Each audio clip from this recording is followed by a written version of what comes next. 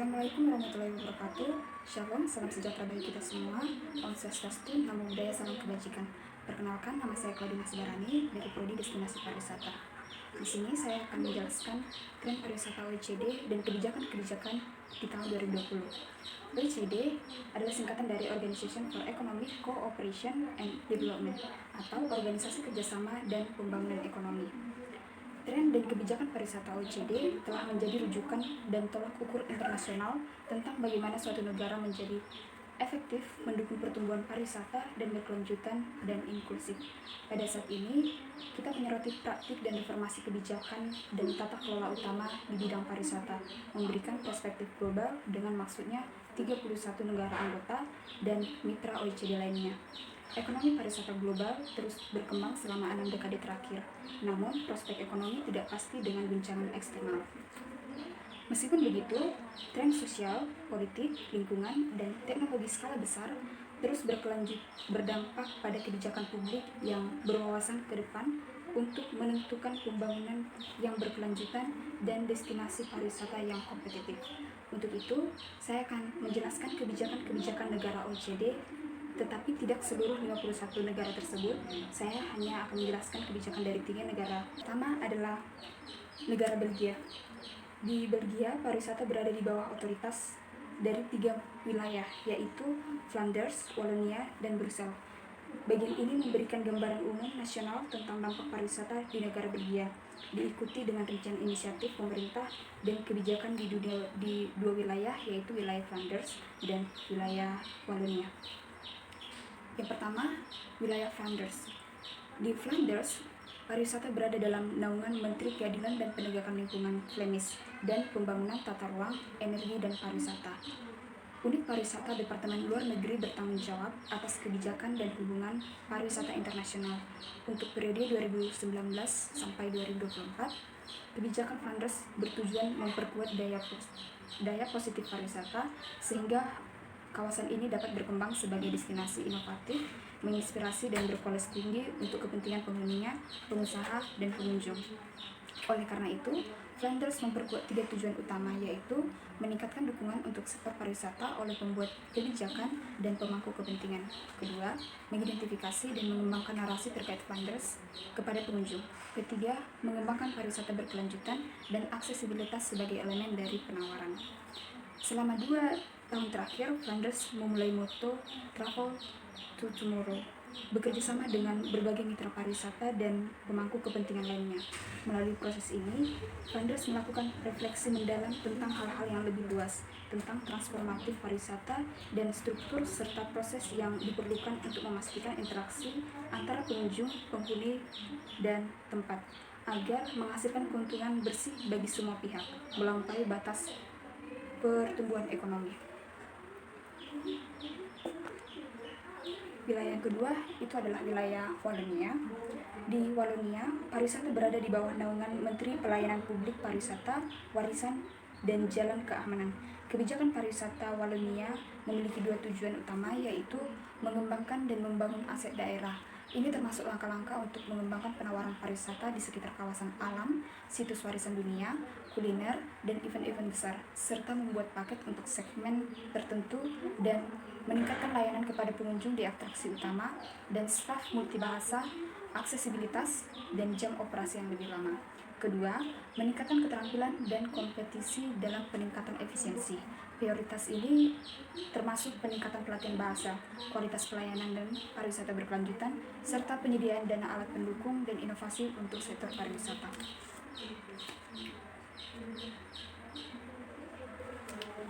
Administrasi Wallonia juga memprioritaskan langkah-langkah utama, yaitu pengembangan database resmi dan proyek digital yang bekerja sama dengan Dinas Pariwisata, perbaikan dan pembaharuan data yang ada, pembentukan laboratorium yang didedikasi untuk pelatihan pariwisata di sekolah. Ketiga, perencanaan pembangunan lahan proaktif sesuai dengan keuntungan pengembangan pariwisata dengan konstruksi pengembangan produk. Keempat, perencanaan lahan peluncuran berkelanjutan dari label tujuan kualitas yang merupakan alat manajemen kualitas pengumpulan profesional pariwisata dari seluruh wilayah. Negara yang kedua adalah Kolombia. Pariwisata telah menjadi layanan utama ekspor di Kolombia dan ekspor keseluruhan kedua setelah industri minyak. Oleh sebab itu, pariwisata berada di bawah naungan Menteri Perdagangan, Industri dan Pariwisata. Sejak tahun 2018 sampai 2022, tujuan dari rencana sektor pariwisata adalah untuk meningkatkan daya saing Kolombia sebagai tujuan wisata internasional. Rencana ini menetapkan 6 garis strategis utama yang mengatasi hambatan utama di sektor pariwisata dalam jangka menengah dan jangka panjang. 6 garis strategis utama itu adalah: 1. Menghasilkan kondisi kelembagaan untuk promosi sektor pariwisata. 2. Mengelola destinasi dan memperkuat tawaran pariwisata negara. 3. Mempromosikan lebih banyak investasi, infrastruktur, dan konektivitas yang lebih baik untuk pariwisata. 4. Membina inovasi dan pengembangan bisnis di bidang pariwisata. 5. Memperkuat sumber daya manusia untuk daya saing pariwisata. 6. Mempromosikan pariwisata yang transformatif, inklusif, dan inovatif. Negara yang ketiga yaitu negara Netherlands. Di Netherlands, pariwisata domestik dan inbound sangat tinggi. Keduanya memiliki dorongan substansial bagi perekonomian Belanda. Pada tahun 2018, pengeluaran di sektor perhotelan diperhitungkan sebesar 87,5 miliar euro. Dan pada tahun itu, sektor ini mempekerjakan sekitar 679.000 orang, yang merupakan 7,2% dari total pekerjaan. Sektor ini secara langsung memberikan kontribusi 4,4% dari total PDB, serta ekspor perjalanan yang menyumbang sebesar 7,6% dari total ekspor jasa pada tahun 2018. Kementerian Urusan Ekonomi, Kebijakan Iklim bertanggung jawab atas pariwisata di tingkat nasional. Ini termasuk merangsang inovasi, kewirausahaan yang berkelanjutan, bertindak sebagai titik kontak pertama dalam pemerintah untuk asosiasi dan pemangku kepentingan industri pariwisata, dan sebagai pendanaan dari Belanda Board of Tourism and Convention, atau yang disingkat dengan NBTC Holland Marketing. NBTC Holland Marketing merupakan model kemitraan swasta publik untuk menciptakan kerjasama yang mengatur program pemasaran, memungkinkan berbagai mitra yang berbeda untuk menyumbang anggaran dan lainnya sebagai investasi di sekitar tujuan destinasi bersama. Ini bisa menjadi mitra publik nasional, provinsi dan kota, otoritas atau dewan pariwisata regional, serta mitra publik swasta, organisasi pemasaran dan promosi, dan mitra swasta bisnis di bidang pariwisata dan sektor terkait. Otoritas regional dan lokal bertanggung jawab atas kebijakan pariwisata di tingkatnya masing-masing dan berurusan dengan hal-hal pariwisata seperti mendanai organisasi pemasaran destinasi regional dan lokal, dengan bertanggung jawab atas pemasaran domestik dan internasional serta pengembangan produk.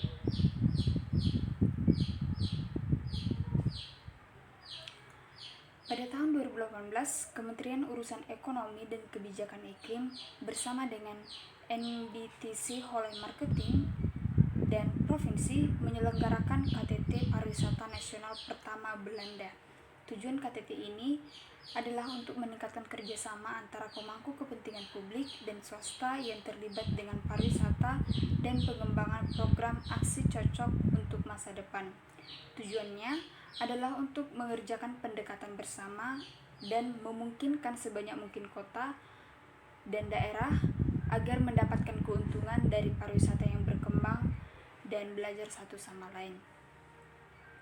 Selama KTT, NBTC Holland Marketing mempresentasikan perspektif 2030, sebuah misi baru untuk destinasi Belanda. Sasaran perspektif 2030 adalah bahwa pada tahun 2030 semua orang di Belanda harus terus maju dengan seimbang dan memanfaatkan pariwisata. Hingga pada tahun 2015, NBTC Holland Marketing menargetkan pertumbuhan jumlah pengunjung karena pariwisata yang ditawarkan jelas peluang ekonomi. Pertumbuhan yang signifikan dan berkelanjutan telah menunjukkan sisi negatifnya popularitas negara. Sebagai tanggapan, Belanda memperkenalkan strategi Holland City yang berusaha menyebarkan pengunjung dalam ruang dan waktu. Tujuannya adalah untuk memikat pengunjung agar pergi ke tempat-tempat yang kurang terkenal di seluruh dunia negara Netherlands. Dan terlepas dari kontribusi strategi Holland City, pertumbuhan yang berkelanjutan dan yang diramalkan akan berhasil perlu mengubah kebijakan. Oleh karena itu, pemerintah memiliki tujuan utama, yaitu memfasilitas kerjasama antar wilayah, meningkatkan daya dan pembangunan tentang sektor pariwisata, mendorong pengembangan manajemen destinasi. Untuk itu, pencapaian tersebut NBTC Holland Marketing menyesuaikannya selama periode subsidi berikutnya dengan mempertimbangkan evaluasi kebijakan independen yang menargetkan NBTC Holland kinerja pemasaran periode 2016-2019 yang selesai pada tahun 2019 lalu. Promosi dan aktivitas pemasaran akan digantikan oleh aktivitas manajemen destinasi.